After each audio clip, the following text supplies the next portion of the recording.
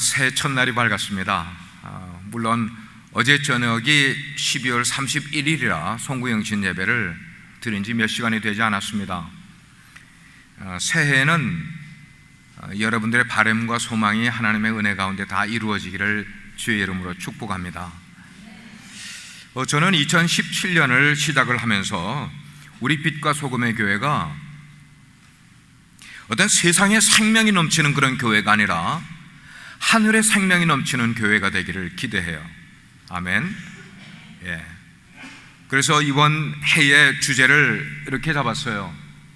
생명의 길을 내게 보이사 기쁨이 충만하게 하소서. 한번 따라하겠습니다. 생명의 길을 내게 보이사 기쁨이 충만하게 하소서. 지난 한 해를 돌아보니까 자이든지 타이든지 우리 교회가 좀 움츠러들었던 것 같아요. 이게 2016년의 모습이라면 2017년에는 우리 빛과 소금의 교회 속에 복음의 빛이 막 강하게 비치는 거예요. 복음의 빛이 강하게 비침으로 우리 가운데 생명이 살아 움직이는 그런 모습이 우리 가운데 막 나타나기를 바라요. 그래서 목회자도 물론이고 우리 교회를 드나드는 모든 성도님들, 여러분들의 삶에 정말 기쁨이 넘치는 한 해가 될 수 있기를 간절히 소원합니다. 우리 인생에서 기쁨이 없으면 어떡하겠어요? 우리가 환경을 이길 수 있는 것도 우리 속에 생명이 있게 되면은 이 환경을 이겨나갈 수 있는 힘이 생기게 된단 말이에요. 자, 우리가 이렇게 복음을 통하여서 또 그리스도를 통하여서 생명이 우리 가운데 들어오는 삶을 살려면은 우리는 교회를 어떻게 이해를 해야 되냐? 교회의 생리를 이해를 해야 된다는 겁니다. 교회의 생리를 이해해야 된다. 교회가 이 땅에 처음 세워진 것은 예수님이 죽음에서 부활하신 다음에 꼭 50일째 되는 날이에요. 우리는 그날을 오순절, 펜타코스트라고 이야기를 해요. 이 날이 우리 교회 역사에 굉장히 중요한 날인데 그 중요한 이유는 그 오순절날 한 다락방에 모여있던 모든 사람들에게 성령이 임하셨다는 거예요. 성령이 임한 것이 교회의 시작에 그만큼 중요한 거예요. 사실 예수님이 제자들을 떠나가시기 전에 제자들에게 그렇게 약속을 하신 얘기가 있어요. 내가 너희들을 떠나갈 텐데 나 대신 내가 떠나간 후에 나 대신 성령을 너에게 보내주겠다고 약속을 하셨던 터예요. 제자들은 예수님의 이 말씀을 아주 철떡같이 믿고 기다렸어요. 그래서 그들은 예루살렘을 떠나지 않았습니다. 예루살렘에 커다란 핍박이 있었지만 그들은 도망가지 아니하고 한 다락방에 모여서 함께 열심히 기도하다가 뭘 기다리면서요? 주님이 약속하신 성령이 우리 가운데 오실 것, 성령이 어떤 분인지 어떤 모습인지 제자들은 알지 못했었어요. 그런데 예수님이 약속하신 성령이 오시기를 기다리면서 그들이 있었어요. 그런데 오순절날 아침, 그 오순절은 뭐예요? 예수님이 부활하신 지 만 50일 되는 날 아침에 강한 바람 소리 같은 것이 그들이 모여있는 다락방, 약 120명 정도가 모여있는 다락방, 이 정도 크기에 예루살렘에 있는 곳이에요. 그 가운데 그 강한 바람 같은 것이 그들에게 임하면서 그 모양을 표현하기를 불의 혀가 갈라지는 것처럼, 혀가 갈라지는 것처럼, 불이 그 가운데 임하는 것처럼 그들 가운데 그게 임한 거예요. 그리고 그곳에 모여있는 모든 사람들은 자기들에게 성령이 임하였음을 깨닫게 된 겁니다. 놀라운 일이었어요. 이렇게 초대교회는 성령이 임하는 것으로부터 그 교회가 시작이 됐어요. 그런데 이 논리는 2000년 전에만 있는 논리가 아니라 오늘날도 이 논리는 동일하게 교회마다 적용된다는 것입니다. 교회의 시작도 성령과 함께 시작되어야만 합니다. 교회의 진행도, 교회의 발전도, 교회의 부흥도 성령과 함께 발전되어 가게 되는 거예요. 그러므로 우리가 교회를 섬기면서 성령에 무관심하면 되겠어요? 안 되겠어요? 아니, 성령에 무관심한 정도가 아니라 성령에 무척 관심을 가지고 신앙생활을 하는 사람은 그 신앙생활 속에 생명이 들어오게 되는 거예요. 그 생명이 역사하게 되면 저절로 삶 속에 기쁨이 막 솟아오를 수 있는 그런 일들이 생기게 된다는 거예요. 오늘 우리가 읽을 본문 말씀은 베드로가 성령 받은 후에 첫 번째 공적으로 퍼블릭하게 사람들 앞에 나서서 설교하는 그런 장면이었어요. 그 설교 속에서 베드로 사도는 성령을 받을 수 있는 세 가지의 조건을 아주 명확하게 우리에게 설명을 해주고 있어요. 성령은 이렇게 받는 것이다. 첫째는 내 죄를 하나님 앞에 회개하는 거예요. 두 번째는 예수 그리스도의 이름으로 침례를 받는 거예요. 세 번째는 내가 죄 사함을 받았음을 깨닫는 거예요. 이 세 가지 회개하고 예수의 이름으로 침례를 받고 죄 사함을 얻는 바로 이 세 가지를 하게 되면은 그런 사람에게 성령이 임한다고 사도 베드로가 첫 번 설교에서 그 설교를 하게 되는 거예요. 한 번은 예수님께서 명절 잔치 끝날에 사람들이 많이 서 있는 가운데 예수님이 그 가운데 서셨어요. 그리고 외치시는 거예요. 뭐라고 외쳤습니까? 누구든지 목마르거든 내게로 와서 마시라 그래요. 누구든지 목마르거든, 여기 목마르다는 것은 너희들의 인생에 정말 떨어하지 않느냐, 인생에 정말 목이 마르지 않느냐. 목마른 사람은 누구든지 내게로 와서 마시라. 나를 믿는 자는 그 배에서, 성경의 이름과 같이 그 배에서 생명의 수가, 생수의 강이 흘러나리라 하는 거예요. 이것은 그를 믿는 자가 받을 성령을 가르쳐 하신 말씀이라고 그렇게 예수님의 말씀을 하신 거예요. 자, 이 구절은 우리가 방금 제가 인용을 한 바로 요한복음 7장 37, 38절 이 구절은 신학자들의 말에 의하면 골든 레터라고 그래요. 황금으로 된 글자라는 거예요. 성경에 많은 구절들이 있지만 그 가운데서 황금처럼 중요한 글, 그것을 황금 레터라고 이야기를 하는데 우리가 방금 인용한 바로 이 구절이 그런 거예요. 그 속에 생수의 강이 흐르는 그런 사람은 인생에서 다시 세상의 것들로 인하여 목마르지 않는다는 거예요. 이 생수의 강에는 뭐가 흐르기 때문입니까? 생명수가 흐르기 때문에, 생명수가 흘러가기 때문에. 저는 2017년도 바로 우리 빛과 소금의 교회 속에 그 생명수가 흘러넘치기를 기원해요. 그래서 교회의 생명력은 곧 성령이 계신가, 그 가운데 계시지 않는가, 이것이 너무나 중요한 것임을, 교회 속에 계시는 것, 우리 가정 속에 성령이 계신가 계시지 않는가, 우리 개인 속에 성령이 계신가 계시지 않는가. 여러분 예수님을 구주로 믿으십니까? 그런데 이 질문은 쉽게 나오는 대답이 되어서는 안 돼요. 우리가 쉽게 구주로 믿으십니까? 라면 우리는 쉽게 예라고 이야기를 하는데 사실은 이 질문이 그렇게 쉽게 나올 수 있는 질문이 아니거든요. 성경에 보면은 고린도전서 12장에 보면 성령이 아니고는 누구든지 예수를 주라고 할 수 없다고 이야기를 하고 있어요. 성령이 아니고서는 누구든지 예수를 주라는 것은 My Lord, 그렇게 말할 수 없다는 거예요. 이 말은 우리가 예수님을 주님이라고 하는 신앙 고백은 우리 속에서 스스로 나온 것이 되어서는 안 되고 성령께서 우리 속에 가르쳐 주셔서 Yes, He is your Lord, 성령이 우리에게 가르쳐 주시면 Yes, I believe He is my Lord, 그렇게 나와야 된다는 거예요. 그렇기 때문에 생명력 있는 교회의 특징은 너무나 단순해요. 그것은 성령 충만한 거예요. 성령 충만한 교회는 생명력 있는 교회가 될 수 있는 거예요. 오순절날 성령으로 충만해진 초대교회는 그 공동체 속에 뭐가 넘치기 시작을 하는 겁니까? 생명이 넘치기 시작을 하는 거예요. 여기에서 저기에도 생명이 넘치게. 어떻게 넘치는 거예요? 지체들과 지체들 사이에 서로 사랑이 오가는 거예요. 사랑으로 넘쳐가는 거예요. 생명이 있는 교회는 그 가운데 지체들 간의 몸들 가운데 사랑이 넘쳐 흘러가는 그런 모습이 나오게 되는 것이에요. 그래서 예수님이 요한복음 13장에 말씀하시기를 새 계명을 너에게 주노니 서로 사랑하라.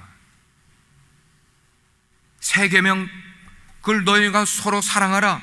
내가 너희를 사랑한 것처럼 너희가 서로 사랑하라. 너희가 그렇게 서로 사랑하면은 너희를 보는 모든 사람들이 너희가 나의 제자인 줄 알게 되리라. 우리가 정말 예수 믿는 사람인 줄을, 우리가 정말 예수님의 제자인 것을 세상 사람들이 아는 한 가지의 유일한 방법은 우리가 서로 사랑하는, 우리가 서로 헐뜯지 않고, 우리가 서로 시기하지 않고 사랑하면은 세상 사람들이 우리가 예수님의 제자인 줄 알게 된다고 말씀합니다. 예수님이 제자들에게 이 말씀을 왜 하셨는가? 예수님의 제자들도 성령 받기 전에는 그들 가운데 다툼이 있었어요. 시기가 있었고요, 질투가 있었습니다. 미워했었습니다. 그러나 그랬던 사람들이 성령을 받고 나니까 그들이 죄다 뭐로 변했어요? 성령의 사람들로 변하는 거예요. 사랑의 사람들로 변하는 거예요. 시기했던 것도 없어지는 거예요. 불평하고 질투했던 것들도 없어지는 거예요. 서로 사랑하면서 감싸주기 시작을 하는 거예요.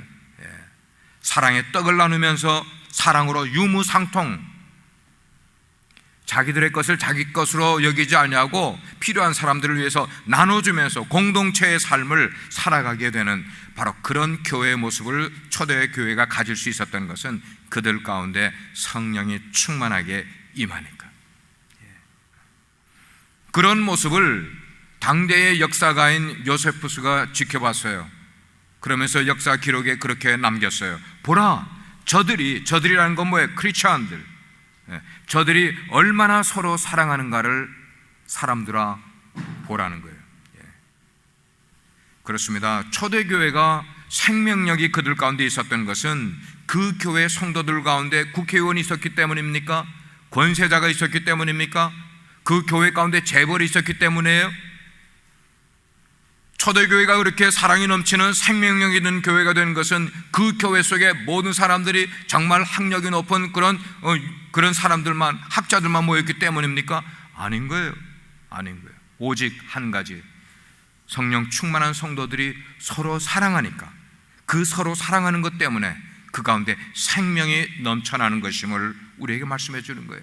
자, 그 교회에 사랑이 넘쳐나게 되니까 세상 사람들, 어떤 사람들이에요? 사랑에 굶주린 무리들이, 사랑을 필요로 하는 사람들이 사랑을 찾으러 어디로 꾸역꾸역 모여드는 거예요? 초대교회로 모여드는 겁니다. 동서남북에서 사람들이 모여들기 시작을 하는 거예요. 왜? 사랑에 굶주렸던 사람들이기 때문에. 그곳은, 교회 공동체는 사랑 공동체임을 그들이 봤기 때문에, 그 사랑 공동체에 들어가면은 사랑을 얻을 수 있다더라, 그 사랑을 나도 경험할 수 있다더라, 사람들이 꾸역꾸역 교회로 모여드는 거예요. 사랑하는 우리 성도 여러분, 금년에 우리 빗소 교회가 추구할 점은 바로 그 점이라고 생각을 해요. 우리가 어떤 일을 하든지 어떤 것에 봉사를 하든지 우리들의 마음 가운데서 예수님의 사랑을 가지고 그 일을 행하는, 우리가 예수님의 사랑을 가지고 봉사하고 예수님의 사랑을 가지고 섬기고 예수님의 사랑을 가지고 하나님의 일을 행하게 되면은 우리 교회는 어느덧 사람들이 그 사랑을 얻기 위해서 꾸역꾸역 모여드는 교회가 될 줄로 믿습니다. 초대교회가 생명력 있는 교회가 된 것은 두 번째로는 구원 얻는 무리가 날마다 늘어난 거예요. 구원을 얻는 무리가 점점 더해지는 거예요. 성경을 보니까 베드로가 성령 받고 설교를 한번 하니까 3,000명이 예수를 믿고 침례를 받았다는 사건이 그거예요. 생명이 흘러넘치는 교회는 구원받는 사람들이 늘어나는 거예요. 만약에 우리 교회에 복음의 생명이 넘치는 그런 일들이 우리 가운데 일어나기만 하면, 언제부터? 금년 연초부터 일어나기만 하면 우리 교회는 저절로 부흥이 일어나게 되고 저절로 자라게 되고 저절로 사람들에게 칭찬받는 교회가 될 줄로 믿으시길 바라요. 우리 빛과 소금의 교회가 날로 부흥해야 이 사회가 건전해지게 되는 겁니다. 사회가 얼마나 영적으로 그리고 윤리적으로 지금 부패해 가고 있습니까? 예화들 거는 많은데, 여러분들이 그 집을 짓는 걸, 집을 리페어하는 그런 프로그램에 유명한 그 웨이너인가 하는 그 분이 있어요. 어디에요? 웨이코에 사는 분인데, 그 여자분은 우리 한국분하고 미국분하고의 half-half인데, 우리 아들이 그 프로그램을 잘 봐서 저도 이제 가끔씩 그 프로그램을 보는데, 집을 잘 리모델 해가지고 싸게 파는 거예요. 근데 그 팀을 이끌어가는 그 부부가 아주 이반젤리컬한 크리스찬인 거예요. 근데 동성애주의자들이 이 사람들을 수호하는 거예요. 예. 뭐 이런 세상이 된 거예요. 이런 세상이 됐다고요. 덕 다이너스티라고 여러분들 프로그램을 보는 분들 계실 거예요. 그 사람들이 뭐 수염을 이렇게 길러서 이렇게 야만인처럼 생기긴 했지만 그 속에는 얼마나 성령 충만한 삶을 살아가는 사람들인지 몰라. 근데 미국 사람들 가운데 동성애자들이 그런 사람을 싫어하는 거예요. 왜? 크리스찬들이라고요. 공개적으로 프로그램을 압수해버리는 그런 일들도 일어나지 않냐고. 오늘 우리가 새해 첫 주일을 만나면서 우리 모두가 다 성령 충만 받아서 정말 우리 속에서 우리 지체들 가운데서 사랑이 넘치는 교회가 되고, 그래서 구원 얻는 자가 날마다 더해지는 그런 교회가 될 수 있는, 생명력 넘치는 교회가 될 수 있기를 주의 이름으로 축원합니다. 생명의 핵심은 뭘까 하는 게 궁금한 거예요. 여러분, 그러면 교회의 생명력 넘치는 그 생명이라는 말을 썼는데 그 생명의 핵심이 뭘까? 사도 베드로는 그것이 예수 그리스도의 부활이라고 말씀을 하고 있어요. 생명의 핵심은 예수님의 부활인 거예요. 초대교회 신앙의 핵심은 바로 예수님의 부활을 메시지화하는 것이었어요. 그래서 오늘 본문에 나온 베드로의 첫 설교의 가장 중요한 포인트도 뭐였는가 하면 Jesus is risen, 예수님이 부활하셨다 하는 거예요. 예수님이 부활하셨다. 예수님의 부활이 우리 신앙의 핵심이 되어야 된다고 베드로가 설명을 하고 있는 거예요. 그러면 왜 우리 신앙의 핵심이 부활이 그렇게 강조되어야만 되느냐 이거예요. 왜 그러냐 이 말이에요. 사도 바울이 고린도 교회의 성도들에게 신앙의 최고의 핵심을 말하면서 고린도전서 15장에 이런 말씀을 하고 있어요. 내가 받은 것을 먼저 너희에게 전하였노니 이는 성경대로, 중요한 게 그거예요. 성경대로 그리스도께서 우리 죄를 위하여 죽으시고 장사 지낸 바 되었다가 성경대로, 두 번이나 썼어요. 성경대로 사흘 만에 다시 살아나사 죽은 바 되었다가, 우리 죄를 위하여 죽은 바 되었다가 그가 다시 살아나사. 사도 베드로의 메시지의 핵심도 뭐예요? 그리스도의 죽으심과 부활이 핵심이었단 말이에요. 그러면 이것이 우리와 무슨 연관이 있냐는 거예요.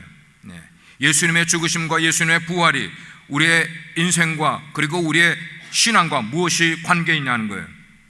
하나님이 그가 누구예요? 예수님을 죽음에서 일으키셨으면 우리 역시 그를 믿기 때문에 우리가 죽을 때 우리를 부활시켜 주신다는 이 믿음이 연결이 된단 말이에요. 아멘입니까?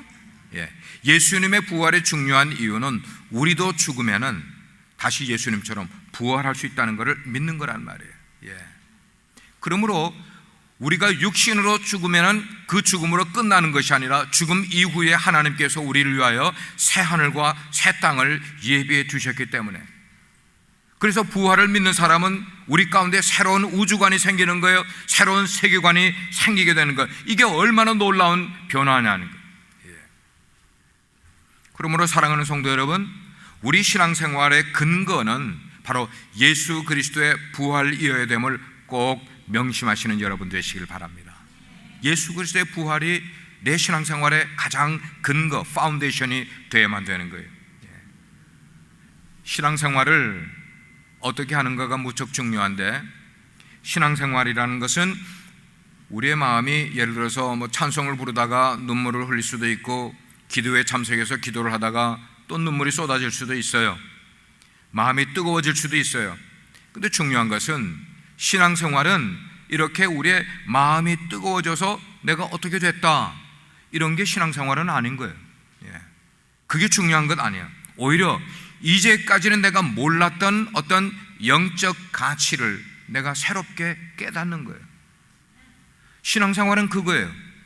여러분들이 여기 나오셔서 하나님의 말씀을 들으시면서 이전에는 내가 그걸 몰랐었어, 그런 영적인 가치가, 그런 영적인 체계가 있는 줄 나는 몰랐는데, 말씀을 듣는 가운데 그 영적 가치를 내가 새롭게 깨닫게 돼서 그 깨달음이 내 속에 오게 되면은 내 인생에 엄청난 변화가 저절로 일어나게 된다는 것입니다.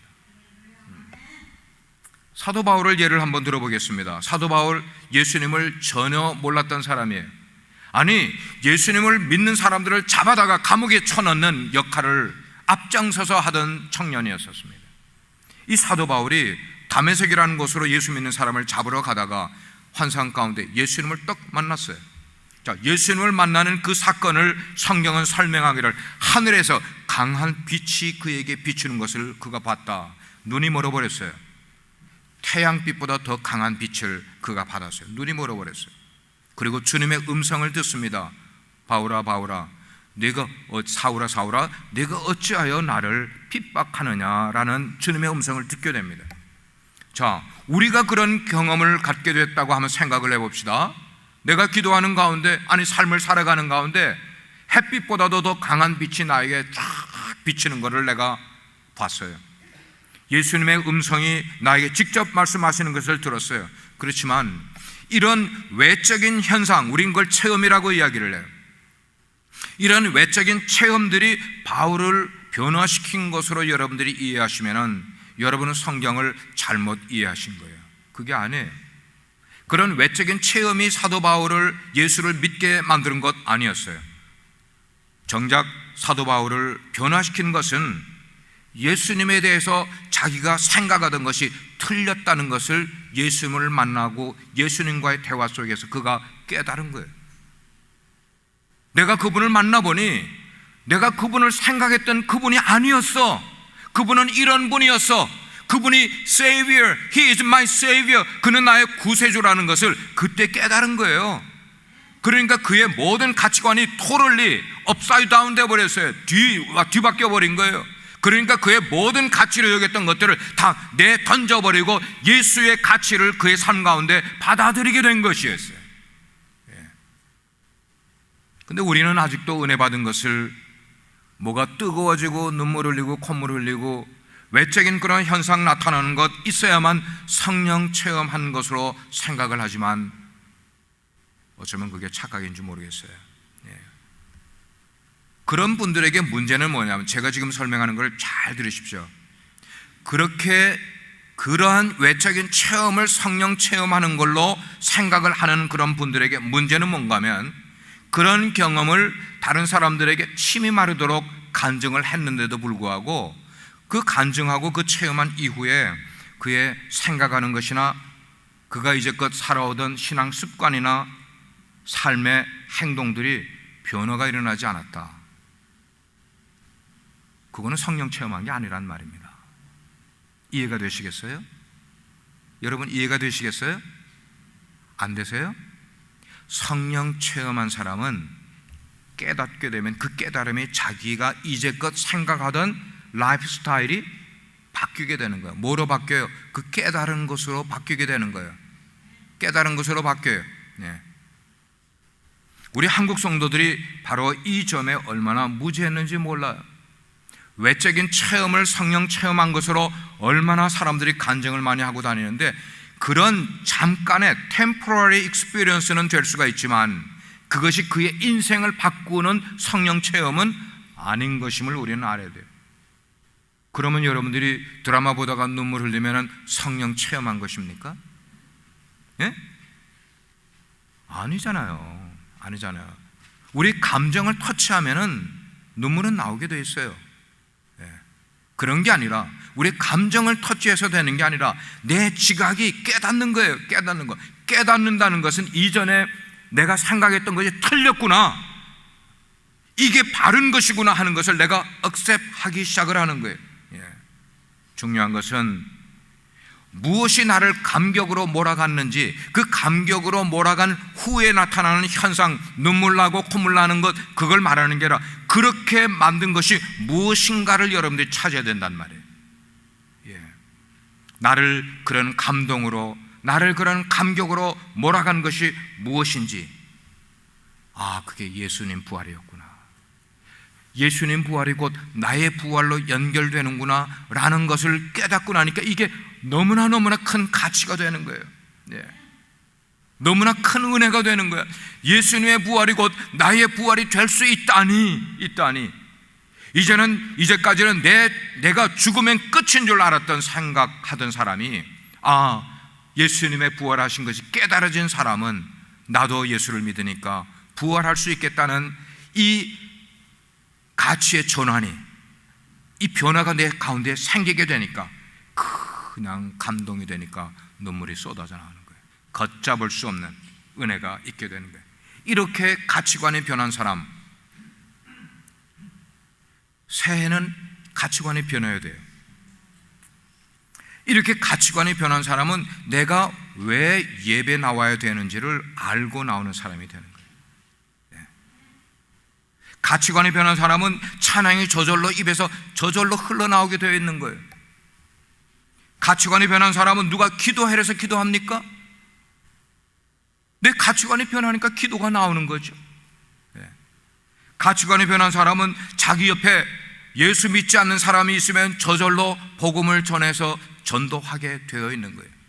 11조 하라고 도전을 하지 않아도 가치관이 변한 사람은 저절로 알아서 하게 되어 있는 거예요. 하라고 가르쳐 주니까 안 하는 거죠. 왜?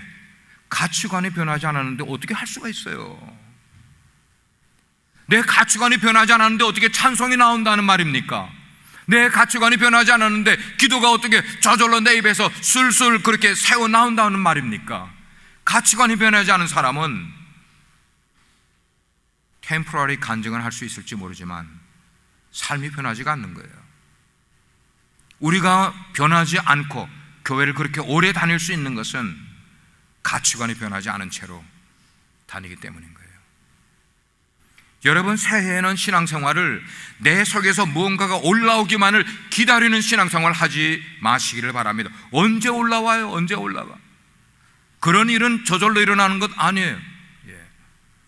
기도할 마음이 일어날 때까지 기다린다고요? 언제 기도합니까? 예배할 마음이 내게 정말로 생기면 내가 예배에 잘 참석하겠으면 그런 마음이 언제 생긴다는 말입니까? 죽고 나서요?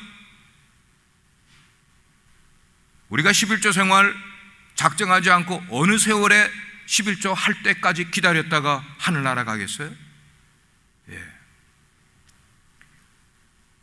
여러분이 다니시는 직장 가고 싶지 않다고 안 갈 수 있습니까? 여러분, 직장은 가고 싶지 않아도 나가요. 다르게 표현하면 직장 가고 싶어서 가는 사람 10명 가운데 몇 명이 있겠어요? 가고 싶어서 가는 게 직장이 아니에요. 안 가면은 내 현재 생활에 문제가 생기니까 가기 싫어도 가는 게 직장인 거예요. 신앙생활 마찬가지예요. 신앙생활을 그렇게 해야 할 근거를 아는 사람은 하는 거예요. 하기 싫어도 하는 거예요. 왜? 그 근거를 아니까, 파운데이션이 뭔지를 아니까. 왜 내가 신앙생활을 그렇게 해야 되는가를 아는 사람은, 깨달은 사람은 어려워도 힘이 들어도 시간이 안 돼도 하는 겁니다. 하는 겁니다. 이 길은 내 인생에 너무나 확실한 그런 길이고 내가 이 길을 갈 수밖에 없는 것이기 때문에 내 마음이 언제 뜨거워질지 모를 그때까지 기다린다는 것은 그러다가 계속 그분에게 매만 맞죠. 그렇게 하다가는 그게 아니잖아요. 깨달음, 그 깨달음이 내 삶의 가치를 변화시키는 거예요. 그래서 오늘 읽은 32절, 33절 말씀을 보면은 이렇게 표현하고 있어요. 이 예수를 하나님이 살리신지라 우리가 다 이 일 부활의 증인이로다. 하나님이 오른손으로 예수를 높이심에 그가 약속하신 성령을 아버지께 받아서, 예수님이 아버지께로부터 성령을 받아서 너희 보고 듣는 이것을 부어주셨느니라. 이것이 뭐예요? 성령을 부어주셨느니라. 베드로의 설교의 핵심은 부활 생명을 통해서 새로운 가치관을 가져야 된다. 그것이 베드로 설교의 초점이었어요. 그렇습니다. 우리가 2017년 동안 새로운 삶을, 새로운 신앙생활을 바르게 하기를 결단하려면 우리 가운데 부활 신앙이 박혀야 돼요. 아멘. 부활 신앙이 박히고 그 부활 신앙이 우리로 하여금 새로운 가치관을 가지게 만들면은 우리는 새로운 신앙의 삶을, 그리고 새로운 인생을 살아가게 되는 거예요. 성령이 이 땅에 오신 것, 우린 그걸 강림하였다 그래요. 성령이 이 땅에 오신 것도 무엇을 증거하기 위해서요? 예수님의 부활을 증거하기 위해서. 우리가 믿는 신앙도 우리는 무엇에 대한 증인이에요? 예수님이 부활하셨다는 것에 대한 증인 노릇하기 위해서 우리가 예수님을 만나게 된 거예요. 그렇습니다. 예수님의 부활이 바로 우리 신앙의 핵심이 되어야 되는 줄 믿으시길 바랍니다. 교회는 성령과 함께 시작을 하고 성령과 함께 끝내야 되는 게 교회예요. 그 성령에 임재하는 곳에 생명이 꿈틀거리는 거예요. 라이프가 막 무빙하는 거예요. 그 생명이 우리 교회 가운데 역사를 만들어내는 거예요. 그 역사가 나타나게 되면 우리 가운데 전엔 모르는 그런 기쁨이, 평안이 우리 가운데 충만해지는 것을 경험하게 되는 거예요. 장 목사가 하나님께 기도하기는 우리 빛과 소금의 교회 모든 가정들마다, 개인들마다 새해에는 복음의 하늘복을 충만히 받는 그런 여러분 되기를 바랍니다. 하지만 여러분들이 성도로서 세상 기쁨을 위해서 너무 애쓰지는 마시길 바라요. 세상의 기쁨을 얻기 위해서, 그보다는 주님이 기뻐하시는 것으로 나의 기쁨을 삼으려고 하는, 내 기쁨이 주님이 기뻐하는 것으로 내가 기뻐할 수 있는 기쁨을 찾으려고 하다가 보면은 우리의 인생은 말할 수 없는 기쁨과 행복의 삶을 살아가게 될 줄 믿습니다. 한번 저를 따라 크게 한번 외쳐보실까요? 예수 부활, 나의 부활, 예수 부활, 나의 부활. 정말 예수 부활이 나의 부활이 되는 그런 신앙의 삶을 우리 인생에, 그리고 내 신앙의 최고의 신앙으로 여러분 한번 가져보시길 바라요. 그래서 2017년은 어찌하든지 우리 교회가 부활 생명과 바로 그것 때문에 기쁨이 넘치는 교회가 될 수 있기를 예수 그리스도의 이름으로 축복합니다. 같이 기도하시겠습니다. 은혜로우신